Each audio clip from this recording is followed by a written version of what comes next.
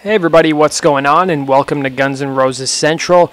It's time to do another episode of Guns N' Roses True Story. So let's talk about the song Reckless Life. This song was featured on Live Like a Suicide, and then it was featured on Guns N' Roses Lies later on. Now, Hollywood Rose actually wrote this song, or this song was written when Axl was in the band Hollywood Rose, and then it was brought to Guns N' Roses later on. So Reckless Life was a song that was played at the first Guns N' Roses shows a few times in 1987 and 1988, and then one time in 1989 it was played. But it's also important to note that this song was played 3 times in 1993 when Guns N' Roses were on the Skin and Bones tour. Probably one of the best known instances in 1993 is when Guns N' Roses were playing in Boston, Massachusetts.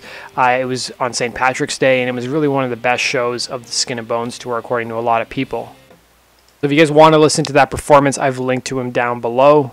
Now, the song was written by Axl Rose / Izzy Stradlin and Chris Webber. Now, Chris Webber was Axl's bandmate in the band Hollywood Rose, and he actually is credited with writing several Guns N' Roses songs, including Anything Goes off their album Appetite for Destruction, Reckless Life, which we're talking about today, and Move to the City, which was also re-released on the 1988 album GNR Lies, and Shadow of Your Love. Now, in 1998, Chris Webber actually filed a lawsuit against Axl Rose and Guns N' Roses, and he'd also previously filed a lawsuit against Guns N' Roses claiming that he wasn't being given credit for certain songs that he had helped write. Now, according to Steven Adler's book, My Appetite for Destruction, he claims that the song was an old Hollywood Rose song that was actually on a Hollywood Rose demo tape, together with Nice Boys and Shadow of Your Love, that was handed to Steven Adler by Izzy Stradlin before GNR was founded. And according to Axl Rose, during a show that they played at Madame Wong's West back in 1984, he said the song is for anybody getting drunk, this song is reckless. And Steven Adler talked a bit more about the song in his autobiography, saying, "The one thing that bugged me about the very beginning of the record, the count into Reckless Life, is my very first hit on the drums. It's the hi-hat and cowbell. When I hit the cowbell, the stick slid off, so my first recorded note is muted. It's not all there." Now, you would listen to the song and think that it's actually a live recording, but it's actually not.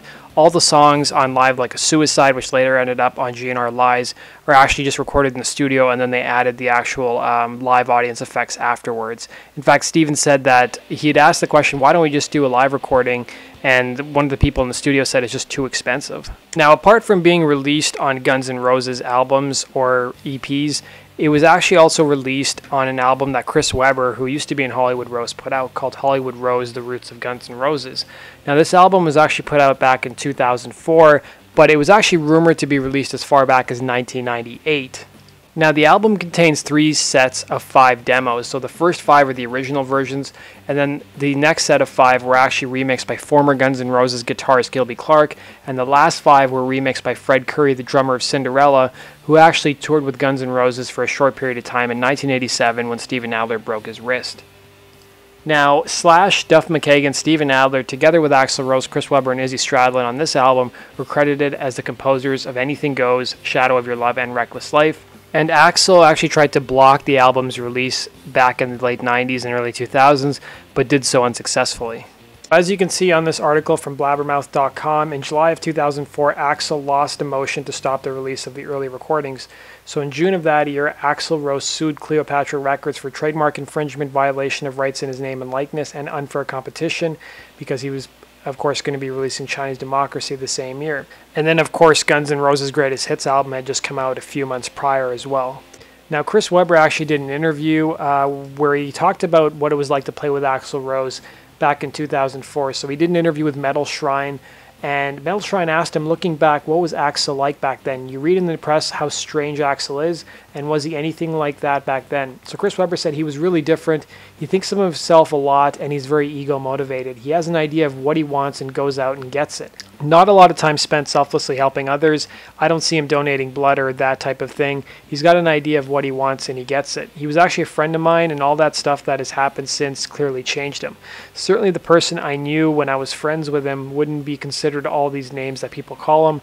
I obviously got out of it at a certain point, and since I parted ways with him, he's changed, which is good because I remember the good sides.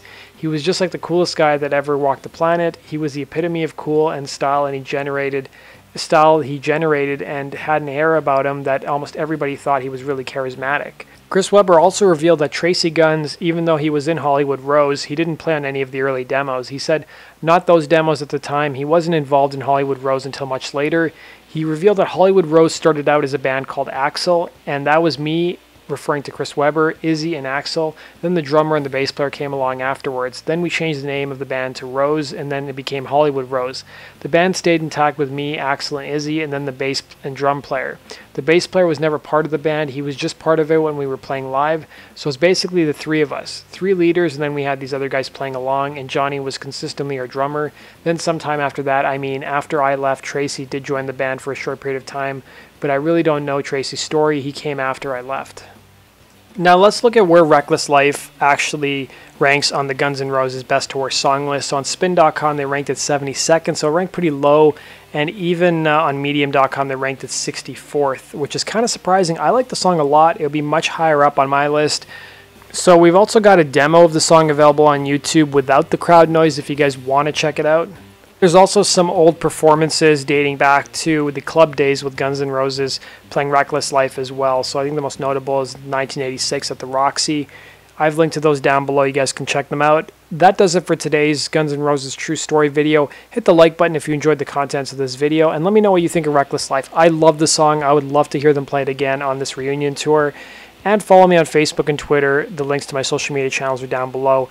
And be sure to hit the subscribe button if you love Guns N' Roses as much as I do. So thanks for watching, guys. See you next time on Guns N' Roses True Story.